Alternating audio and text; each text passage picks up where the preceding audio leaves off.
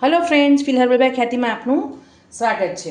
હવે last time મેં જે ચોમાસા માટેનું જે પાણી રેડી કર્યું હતું, ટોનર માટે છે, શેમ્પૂ માટે છે, એના માટે એ જે વસ્તુઓ વધી હતી મેં તમને કીધું તો હું એમાં પેક બનાવીશ, તો મને થોડું તમારી સાથે હું શેર કરું।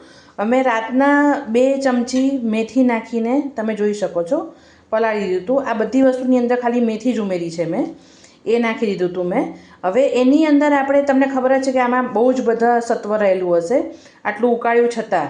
હવે આ આપણા વાળને બી સ્મૂથ કરશે અને ખૂબ સરસ સોફ્ટ નહીં કરશે ને ગ્રોથ બી સારો કરશે વાળનો, ખરતા વાળને ઓછા કરશે।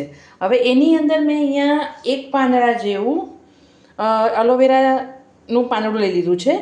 એને મેં લગભગ 20 મિનિટ જેવું કાપીને મૂકી રાખ્યું હતું પાંદડાને, કેમ કે મેં તમને આના પહેલાં બી કીધું છે વિડીયોમાં કે એનો ટોક્સિક પાર્ટ હોય એ નીકળી જાય યલો કલરનો, પછી જ નહીં તો પછી તમારા સ્કાલ્પમાં ને એમાં ખંજવાળ આવશે। તો એને આપણે આની અંદર નાખી દેવાનું છે અને પછી આપણે એને ક્રશ કરવાના છીએ। એટલે આ બધી વસ્તુ મળીને તમારા વાળનો ગ્રોથ કરશે અને વેસ્ટ પણ નહીં જાય અને વાળમાં પણ બહુ સરસ સોફ્ટનિંગ પણ કરશે વાળને અને બહુ સરસ ઇફેક્ટ આપશે। તો હવે એને આપણે ગ્રાઇન્ડરમાં લઈને ગ્રાઇન્ડ કરી લેવાનું છે। અહીંયા આપણો આ પેક ક્રશ થઈ ગયો છે। હવે આપણે એને ગાળી લઈએ અને પછી હું તમને બતાવું છું અને કેવી રીતના લગાડવાનું છે એ પણ હું તમને બતાવું છું અને કહું છું। અહીંયા આપણો આ પેક છે ગળાઈ ગયો છે। હવે એની અંદર હું પેપરમેન્ટ એસેન્શિયલ ઓઇલ એટલે થોડું આ ખંજવાળ કે એવું ના આવે, આમ તો લીમડાના પાન ને બધું હતું જ, પણ છતાં થોડી ઠંડક રહે એના માટે હું નાખું છું। તમારે નાખવું હોય તો જ નાખવાનું, બાકી કંઈ જરૂર નથી।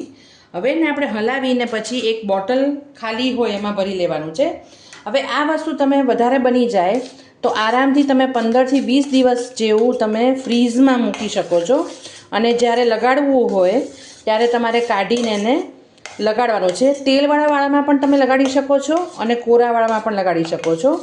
કોરા વાળમાં જ્યારે લગાડો તો તમે આની અંદર એરંડિયું છે કે કોઈ પણ તેલ તમે જે યુઝ કરતા હો એ નાખી દેવાનું, જેનાથી વાળ સ્મૂથ થશે। આમાં બધી વસ્તુ એવી જ છે કે સ્મૂથ થશે વાળ, છતાં પણ આપણે એમાં એ રીતના નાખી દેવાનું છે અને પછી અડધો કલાક જેવું રાખીને પછી તમારે વોશ કરી નાખવાનું છે। એટલે આ વસ્તુ તમારા વાળનો ગ્રોથ પણ એટલો સરસ કરશે અને વાળને સ્મૂથ ને સરસ સિલ્કી બનાવશે। તો તમે આરામથી આનો યુઝ કરી શકશો અને આ વેસ્ટ પણ નહીં જાય વસ્તુ। તમે એક જ વસ્તુથી તમે જોયું ને કેટલી બધી વસ્તુ બની શકે છે આમાં। અહીંયા તમારો પેક આ રેડી થઈ ગયો છે। સ્મૂથનિંગ પેક કયો કે જે પણ કયો, હેર ગ્રોથ પેક કયો, ચોમાસાનો બેસ્ટ પેક છે આ વસ્તુ તમે આરામથી બનાવીને 15-20 દિવસ સુધી સ્ટોર કરી શકો છો।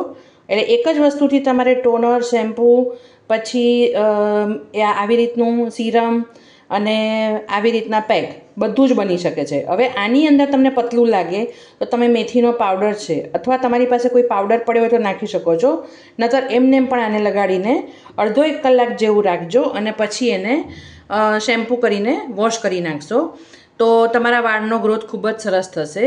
તો ફ્રેન્ડ્સ, આવી જ નવી રેમેડી અને રેસિપીઝ જોવા માટે મારી ચેનલને લાઇક કરો, શેર કરો અને સબસ્ક્રાઈબ કરો। Thanks for watching.